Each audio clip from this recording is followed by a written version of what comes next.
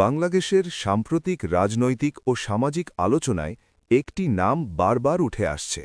ইনকিলাব মঞ্চের ওসমান হাদি। এই নামকে ঘিরে আবেগ আছে প্রশ্ন, আছে মতভেদ, আছে সমর্থন, আবার আছে সমালোচনাও। কেউ বলছেন তিনি একটি নতুন প্রজন্মের কণ্ঠস্বর, আবার কেউ বলছেন এই আলোচনার অনেক দিক এখনও স্পষ্ট নয়। আজকের এই দীর্ঘ আলোচনায় আমরা চেষ্টা করব কোনো আবেগে ভেসে না গিয়ে, কোনো পক্ষের হয়ে রায় না দিয়ে, শুধু তথ্য, প্রেক্ষাপট ও জনমতের আলোকে এই পুরো বিষয়টাকে বোঝার। এটি কারও বিরুদ্ধে অভিযোগ আনার জন্য নয়, আবার অন্ধ সমর্থনের জন্যও নয়, বরং যে আলোচনা এখন সমাজে চলছে সেই আলোচনাটাকেই শান্ত, সংযত ও বিশ্লেষণধর্মীভাবে তুলে ধরাই আমাদের উদ্দেশ্য। কেন এই আলোচনা গুরুত্বপূর্ণ? একটি সমাজে যখন কোনো ব্যক্তিকে ঘিরে হঠাৎ করে এত আলোচনা শুরু হয়, তখন সেই ব্যক্তি শুধু একজন মানুষ থাকেন না, তিনি হয়ে ওঠেন একটি প্রতীক। ওসমান হাদির ক্ষেত্রেও তাই হয়েছে বলে অনেক বিশ্লেষকের মত। এই আলোচনার গুরুত্ব তিনটি কারণে। প্রথমত, এটি নতুন রাজনৈতিক প্ল্যাটফর্ম ও নতুন প্রজন্মের রাজনীতি নিয়ে প্রশ্ন তোলে। দ্বিতীয়ত, এটি আমাদের বাক স্বাধীনতা, প্রতিবাদ ও রাষ্ট্রের দায়িত্ব নিয়ে ভাবতে বাধ্য করে। তৃতীয়ত, এই আলোচনার প্রভাব পড়ছে সামাজিক স্থিতিশীলতা ও ভবিষ্যৎ রাজনীতির ভাষার উপর। তাই এই বিষয়টিকে হালকাভাবে দেখার সুযোগ নেই। ইনকিলাব মঞ্চ কি এই প্ল্যাটফর্ম? প্রথমে বোঝা দরকার ইনকিলাব মঞ্চ আসলে কি। প্রকাশ্য তথ্য অনুযায়ী ইনকিলাব মঞ্চ একটি উদীয়মান রাজনৈতিক সামাজিক প্ল্যাটফর্ম, যা মূলত রাজপথ কেন্দ্রিক আন্দোলন, প্রতিবাদ এবং বক্তব্যের মাধ্যমে পরিচিতি পেয়েছে। এটি কোনো দীর্ঘদিনের প্রতিষ্ঠিত রাজনৈতিক দল নয়, বরং বলা যায় এটি একটি আন্দোলন ভিত্তিক প্ল্যাটফর্ম, যেখানে সংগঠনের কাঠামোর চেয়ে বার্তা ও বক্তব্য বেশি গুরুত্বপূর্ণ। ইনকিলাব মঞ্চের সমর্থকদের মতে এই প্ল্যাটফর্ম প্রথাগত রাজনীতির বাইরে জনগণের ক্ষোভ ও প্রশ্নগুলো তুলে ধরার চেষ্টা করে। অন্যদিকে সমালোচকদের মতে এই প্ল্যাটফর্মের অবস্থান, লক্ষ্য ও ভবিষ্যৎ পরিকল্পনা এখনও পুরোপুরি স্পষ্ট নয়। এই দ্বিমত থেকেই আলোচনার সূত্রপাত। ওসমান হাদি প্রকাশ্য পরিচয়। এখন আসা যাক ওসমান হাদির কথায়। প্রকাশ্য মঞ্চে, বক্তৃতায় ও সামাজিক আলোচনায় তিনি ইনকিলাব মঞ্চের একজন পরিচিত মুখ হিসেবে উঠে আসেন। অনেকে তাকে বলেন একজন সরাসরি কথা বলা বক্তা, আবার অনেকে বলেন তার ভাষা ও ভঙ্গি কখনো কখনো বিতর্ক তৈরি করে। এখানে একটি বিষয় স্পষ্ট করা জরুরি, এই আলোচনা তার ব্যক্তিগত জীবন নিয়ে নয়, বরং তার প্রকাশ্য ভূমিকা ও বক্তব্য নিয়ে। কারণ গণপরিসরে থাকা কোনো ব্যক্তির ক্ষেত্রে তার বক্তব্য ও কার্যক্রমই জন আলোচনার বিষয় হয়ে ওঠে, যেখান থেকে আলোচনা তীব্র হয়। এক সময় পর্যন্ত ওসমান হাদি ছিলেন একজন উদীয়মান বক্তা ও সংগঠক, কিন্তু একটি নির্দিষ্ট ঘটনার পর এই নামটি দ্রুত ছড়িয়ে পড়ে সামাজিক যোগাযোগ মাধ্যম, সংবাদ মাধ্যম এবং রাজনৈতিক আলোচনায়। প্রকাশিত তথ্য অনুযায়ী তিনি একটি সহিংস ঘটনার মধ্যে আহত হন এবং পরবর্তীতে তার শারীরিক অবস্থাকে ঘিরে নানান তথ্য সামনে আসতে থাকে। এই পর্যায়ে গুরুত্বপূর্ণ একটি বিষয় হল, ঘটনার অনেক দিক নিয়ে এখনও তদন্ত ও যাচাই চলমান বলে বিভিন্ন সূত্র জানিয়েছে। অতএব এখানে নিশ্চিত সিদ্ধান্তে যাওয়ার সুযোগ নেই। সামাজিক মাধ্যমে প্রতিক্রিয়া। ঘটনার পরপরই সামাজিক যোগাযোগ মাধ্যমে দুই ধরনের প্রতিক্রিয়া স্পষ্ট হয়। একটি পক্ষ বলছে এই ঘটনা প্রমাণ করে দেশে ভিন্নমত প্রকাশ কতটা ঝুঁকিপূর্ণ। আরেকটি পক্ষ বলছে ঘটনার পূর্ণ সত্য না জেনে কোনো সিদ্ধান্তে পৌঁছানো উচিত নয়। এই দুই অবস্থানের মাঝখানে সাধারণ মানুষ পড়ে যান প্রশ্নের মুখে। আসল ঘটনা কি? কে দায়ী? রাষ্ট্রের ভূমিকা কি হওয়া উচিত? এই প্রশ্নগুলোর উত্তর এখনও চূড়ান্তভাবে পাওয়া যায়নি। মিডিয়া ও বাস্তবতা। গণমাধ্যমের ভূমিকা এখানে অত্যন্ত গুরুত্বপূর্ণ। কিছু সংবাদ মাধ্যম বিষয়টিকে মানবিক দৃষ্টিকোণ থেকে দেখেছে, কিছু সংবাদ মাধ্যম আবার রাজনৈতিক প্রেক্ষাপটকে বেশি গুরুত্ব দিয়েছে। এই ভিন্ন উপস্থাপনার কারণেই জনমনে বিভ্রান্তি তৈরি হয়েছে বলে অনেকে মনে করেন। তবে এটাও সত্য, সব তথ্য একসাথে ও একই সময়ে পাওয়া যায় না।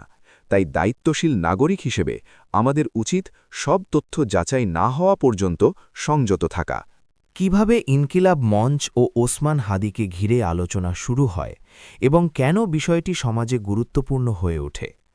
ঘটনার পর কী ধরনের প্রতিক্রিয়া তৈরি হয়, কারা কি বলছেন এবং কেন এই একটি নামকে কেন্দ্র করে সমাজ এতটা বিভক্ত হয়ে পড়েছে। এখানে আবারও স্পষ্ট করে বলা জরুরি, এই আলোচনা কোনো রায় দেওয়ার জন্য নয়, বরং বিদ্যমান মতামতগুলোকে শান্তভাবে তুলে ধরার জন্য। রাজনৈতিক অঙ্গনের প্রতিক্রিয়া।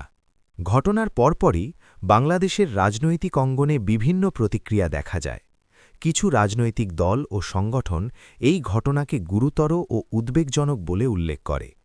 তাদের বক্তব্যে উঠে আসে ভিন্নমত প্রকাশ ও রাজপথের রাজনীতি কতটা নিরাপদ সে প্রশ্ন। অন্যদিকে কিছু রাজনৈতিক মহল আরও সংযত অবস্থান নেয়। তারা বলেন, ঘটনার পূর্ণ তদন্ত শেষ হওয়ার আগে কোনো মন্তব্য করা সমস্যা তৈরি করতে পারে। এই দুই ধরনের প্রতিক্রিয়াই রাজনৈতিক বাস্তবতার অংশ, কারণ রাজনীতিতে একটি ঘটনা কখনো শুধু একটি ঘটনা থাকে না, তা হয়ে ওঠে একটি বার্তা। সামাজিক ও সাংস্কৃতিক মহলের অবস্থান। শুধু রাজনীতি নয়, এই আলোচনা ছড়িয়ে পড়ে সামাজিক ও সাংস্কৃতিক মহলেও। কিছু লেখক, শিক্ষক ও বিশ্লেষক বলেন, এই ঘটনা আমাদের মনে করিয়ে দেয় সমাজে মত প্রকাশের পরিসর নিয়ে নতুন করে ভাবার সময় এসেছে। তাদের মতে, কারোর বক্তব্য পছন্দ না হলেও সহিংসতা বা হুমকি কখনো সমাধান হতে পারে না। অন্যদিকে কিছু বুদ্ধিজীবী ও পর্যবেক্ষক বলেন, যে কোনো আন্দোলন বা বক্তব্যের ভাষা দায়িত্বশীল হওয়া জরুরি, কারণ উত্তেজনাপূর্ণ ভাষা পরিস্থিতিকে আরও জটিল করে তুলতে পারে। এই দুই অবস্থানই আলোচনাকে আরও গভীর করে তোলে। সামাজিক যোগাযোগ মাধ্যমের ভূমিকা। এই পুরো আলোচনায় সবচেয়ে বড় ভূমিকা রাখে সামাজিক যোগাযোগ মাধ্যম। ফেসবুক, ইউটিউব, টিকটক সব জায়গায় ওসমান হাদিকে নিয়ে পোস্ট, ভিডিও, লাইভ ও মন্তব্য ছড়িয়ে পড়ে। এখানেই তৈরি হয় দুটি স্পষ্ট ধারা। একটি ধারা বলছে তিনি অন্যায়ের শিকার এবং তার সঙ্গে যা হয়েছে তা ন্যায় বিচারের প্রশ্ন তোলে। আরেকটি ধারা বলছে অনেক তথ্য এখনও যাচাই হয়নি এবং আবেগের বশে কোনো সিদ্ধান্তে যাওয়া উচিত নয়। সমস্যা হল, এই দুই ধারার মাঝখানে অনেক সময় সত্য চাপা পড়ে যায়। সমর্থকদের যুক্তি। এখন আসা যাক যারা ওসমান হাদির প্রতি সমর্থন প্রকাশ করছেন তাদের যুক্তির দিকে। তাদের মতে, তিনি প্রথাগত রাজনীতির বাইরে একটি নতুন কণ্ঠস্বর তুলে ধরেছিলেন। তার বক্তব্যে তরুণদের ক্ষোভ ও হতাশার প্রতিফলন ছিল। তার সঙ্গে যা হয়েছে তা একটি ভয়ের পরিবেশ তৈরি করতে পারে। তারা আরও বলেন, এই ঘটনাকে শুধু ব্যক্তি হিসাবে নয়, একটি বৃহত্তর সামাজিক সংকেত হিসাবে দেখা উচিত। তবে এখানেও বলা দরকার, এই যুক্তিগুলো মূলত মতামত ও অনুভূতির ভিত্তিতে, চূড়ান্ত রায়ের ভিত্তিতে নয়। সমালোচকদের যুক্তি। অন্যদিকে যারা সমালোচনা করছেন তাদের বক্তব্য সমাজে আছে। তাদের মতে, কোনো বক্তৃতা বা আন্দোলনের ভাষা সবসময় সংযত হওয়া দরকার। উস্কানিমূলক বা বিভাজনমূলক বক্তব্য সমাজে উত্তেজনা বাড়াতে পারে। ঘটনার সব দিক না জেনে কাউকে প্রতীক বানানো ঝুঁকিপূর্ণ। এই পক্ষের লোকেরা বলেন, আইন ও তদন্তের প্রক্রিয়াকে সময় দেওয়া উচিত। তাদের আশঙ্কা, অপরিণত আবেগ ভুল সিদ্ধান্তের দিকে নিয়ে যেতে পারে। জনমত কেন বিভক্ত? এখন প্রশ্ন, কেন জনমত এতটা বিভক্ত? বিশ্লেষকদের মতে এর পেছনে কয়েকটি কারণ রয়েছে। প্রথমত, দেশে দীর্ঘদিন ধরে রাজনৈতিক অবিশ্বাস জমে আছে। দ্বিতীয়ত, সামাজিক যোগাযোগ মাধ্যমে তথ্য ও গুজব একই গতিতে ছড়ায়। তৃতীয়ত, নতুন নেতৃত্ব ও নতুন প্ল্যাটফর্মকে ঘিরে আশা ও ভয় দুটোই কাজ করে। এই তিনটি বিষয় একসাথে মিলেই এই বিভাজন তৈরি করেছে। আবেগ বনাম বাস্তবতা। এই আলোচনায় সবচেয়ে বড় চ্যালেঞ্জ হল আবেগ ও বাস্তবতার ভারসাম্য রাখা।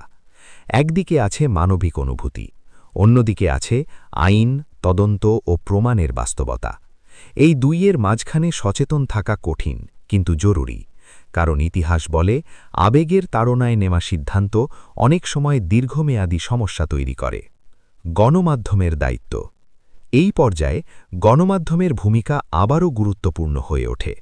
দায়িত্বশীল সাংবাদিকতার কাজ হল তথ্য যাচাই করা, ভাষা সংযত রাখা, অনুমানকে তথ্য হিসাবে উপস্থাপন না করা।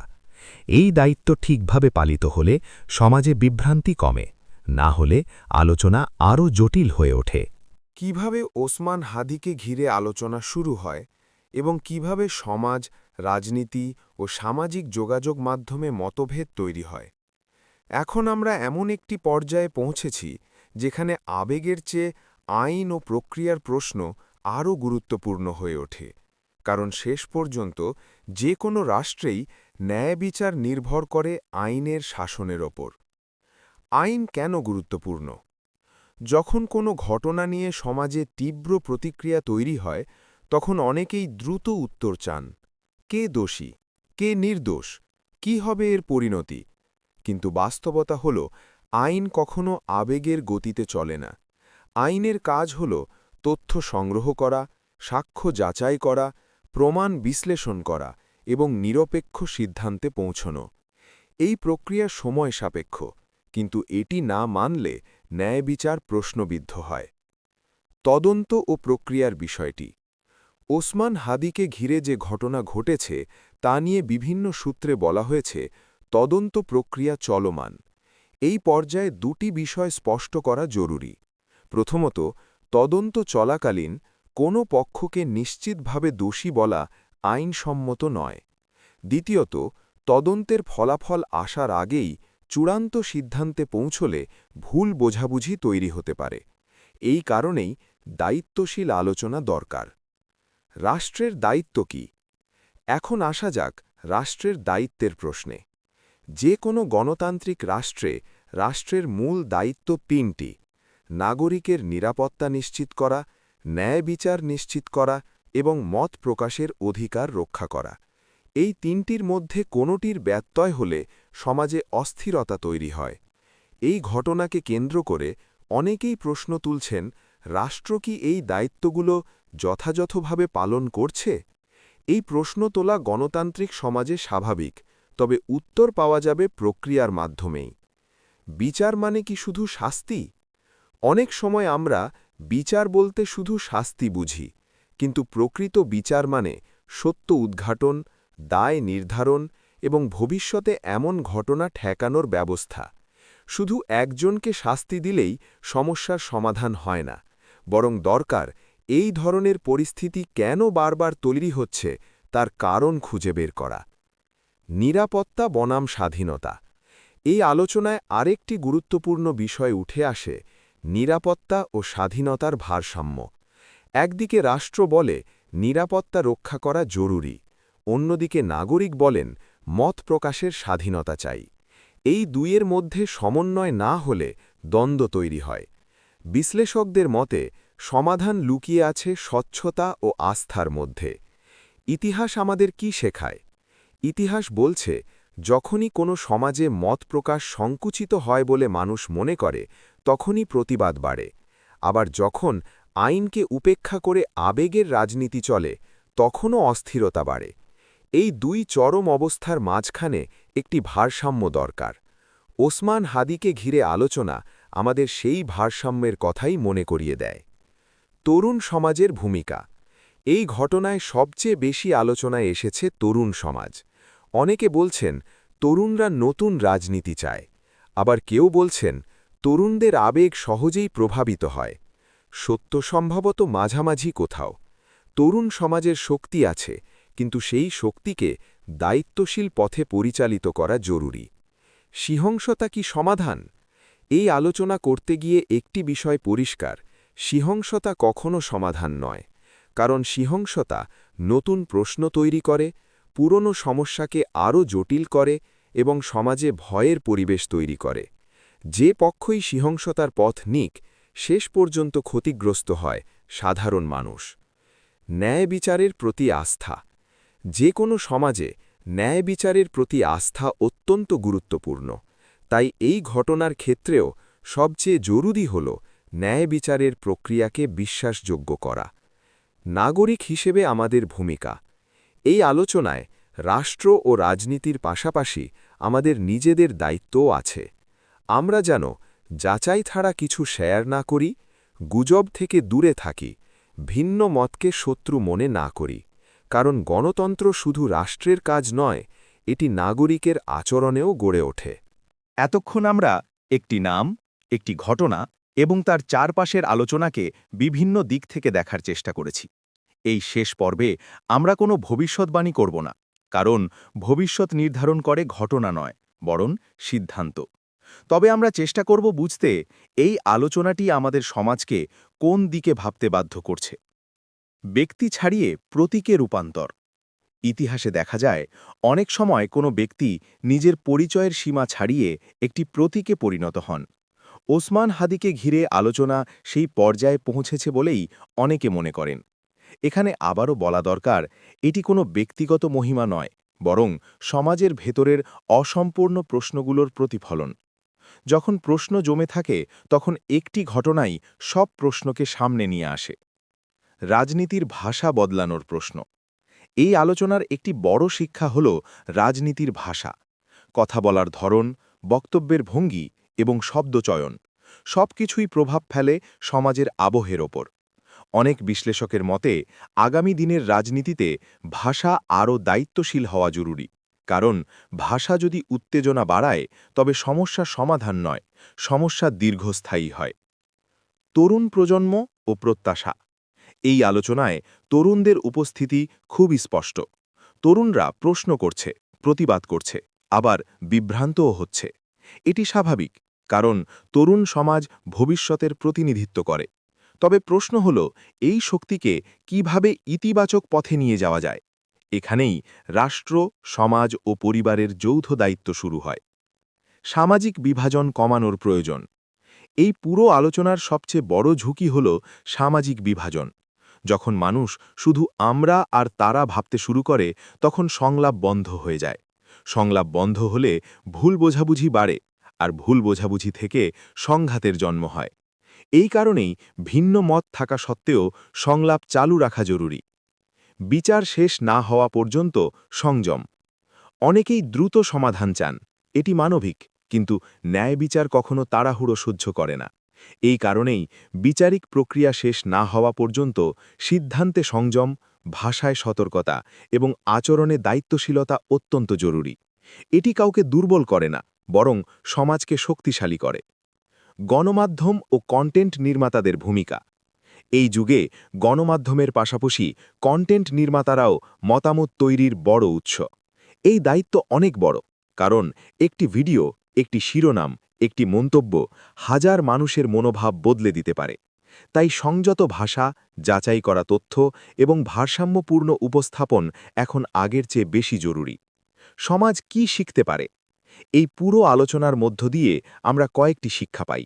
সহিংসতা কোনো সমাধান নয়, আবেগ ও যুক্তির ভারসাম্য জরুরি, আইন ও প্রক্রিয়ার প্রতি আস্থা রাখা দরকার এবং ভিন্ন মতকে শত্রু ভাবা যাবে না। এই শিক্ষাগুলো কেবল এই ঘটনার জন্য নয়, ভবিষ্যতের জন্যেও গুরুত্বপূর্ণ। আশা কোথায়? সব বিতর্কের মাঝেও একটি ইতিবাচক দিক আছে। মানুষ প্রশ্ন করছে, আলোচনা করছে, ন্যায় বিচারের কথা বলছে। এটি প্রমাণ করে সমাজ এখনও উদাসীন নয়, আর যতক্ষণ প্রশ্ন আছে ততক্ষণ পরিবর্তনের সম্ভাবনাও আছে। সমাপ্তির আগে একটি কথা, এই আলোচনা কারো পক্ষে বা বিপক্ষে দাঁড়ানোর জন্য নয়, বরং এটি একটি আহ্বান, শান্ত থাকার আহ্বান, সংযত থাকার আহ্বান এবং ন্যায় বিচারের পথে আস্থার আহ্বান। কারণ শেষ পর্যন্ত একটি সমাজের শক্তি নির্ভর করে তার সংযম ও বিবেকের ওপর। চূড়ান্ত সমাপ্তি। ওসমান হাদিকে ঘিরে আলোচনা একদিন থেমে যাবে, কিন্তু এই আলোচনার শিক্ষা থেকে যাবে। প্রশ্ন হল, আমরা কি সেই শিক্ষা নেব, নাকি আবারও একই চক্রে ঘুরে আসব? উত্তর ভবিষ্যতে নয়, উত্তর আছে আমাদের আজকের আচরণে।